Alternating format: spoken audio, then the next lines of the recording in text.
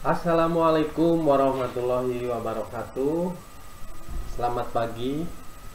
Perkenalkan, saya Sumardi, seorang praktisi otomotif dari dunia industri. Pada kesempatan yang baik ini, saya ingin sharing terkait dengan penggunaan alat dan instrumen pengukuran.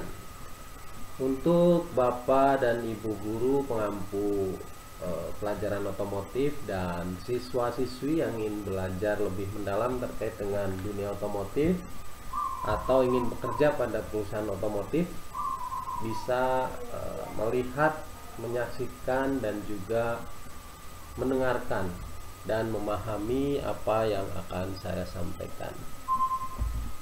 Nah, konten yang ingin saya sampaikan terkait dengan alat dan instrumen pengukuran.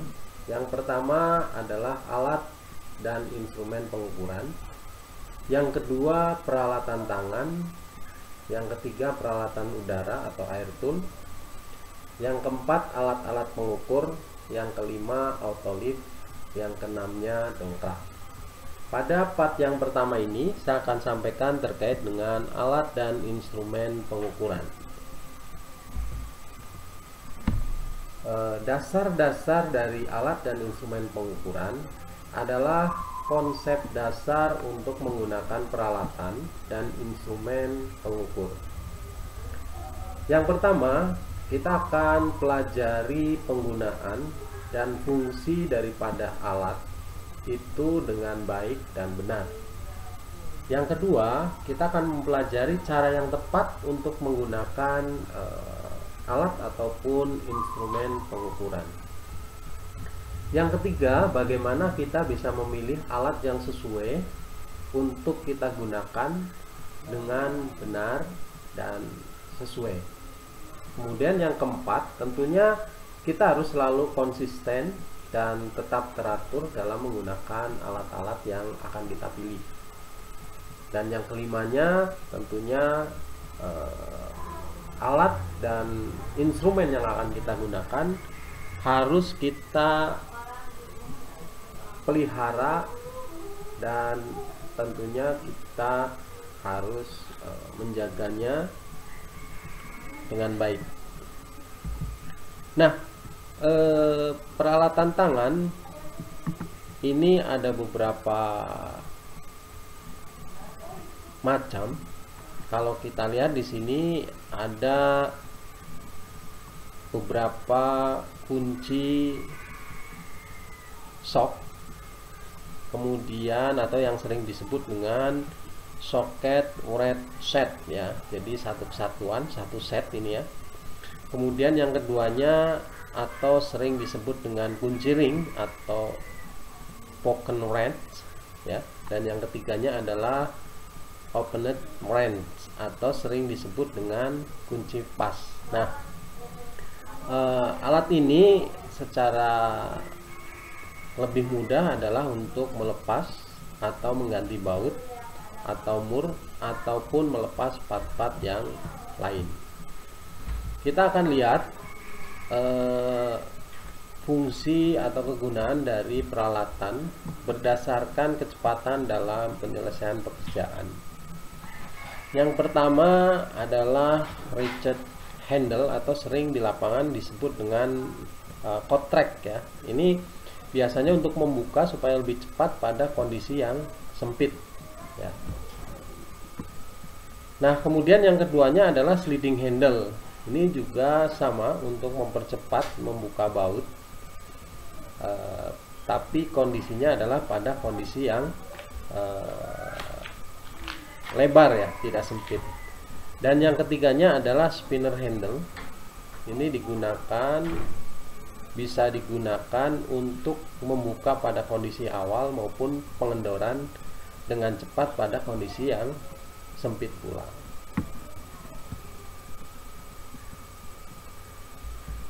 Nah, tentunya masing-masing alat ini digunakan dengan kekuatan masing-masing ya.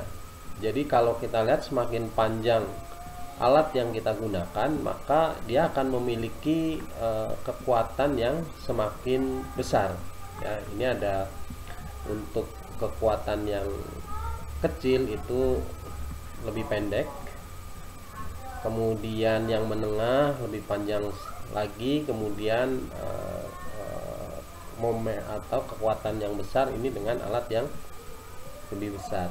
Nah, ini kita harus memilih peralatan dengan mempertimbangkan ukuran daripada momen baut tersebut ya, ataupun pada saat dibutuhkan pengencangan akhir pada baut atau mur, sehingga kita menggunakan kunci yang memungkinkan pemberian banyak kekuatan. Nah, yang berikutnya terkait dengan perhatian atau penanganan. Bagaimana ukuran dan penggunaan alat. Jadi kita harus bisa memastikan bahwa diameter alat itu harus sesuai dengan kepala baut mur, begitu pada saat membuka maupun memasang. Jangan sampai pada saat kita membuka atau memasang ada gap antara baut dengan alat yang kita gunakan. Di samping ini bisa merusak baut itu sendiri dan juga bisa menciptakan terjadinya kecelakaan kerja. Nah, kemudian pada saat kita menggunakan kunci ring, selalu putar alat dan kita dengan cara menarik ya. Nah, kecuali bila alat tidak dapat ditarik karena keterbatasan ruang, maka kita boleh mendorong dengan telapak tangan. Dan ini juga harus dilakukan dengan hati-hati, jangan sampai terlepas dan terjadi kecelakaan kerja. Nah, pada saat kita memberikan kekuatan, pada saat kita membuka atau memasang baut atau mur yang telah kita kencangkan dengan kuat, ini dapat dikendorkan dengan mudah dengan memberikan benturan. Tapi ini tidak boleh digunakan karena akan merusak alat yang kita gunakan atau lifetime daripada alat yang kita gunakan. Begitu juga bisa merusak mur ataupun baut. Nah, tentunya pada saat kita mengencangkan itu kita harus selalu menggunakan kunci momen. Supaya apa? Supaya pengencangan daripada mur atau baut itu sesuai dengan nilai yang standar, sehingga part yang kita pasang itu tidak menjadi rusak dan berfungsi dengan baik. Itu saja mungkin Bapak dan Ibu guru serta siswa-siswi otomotif.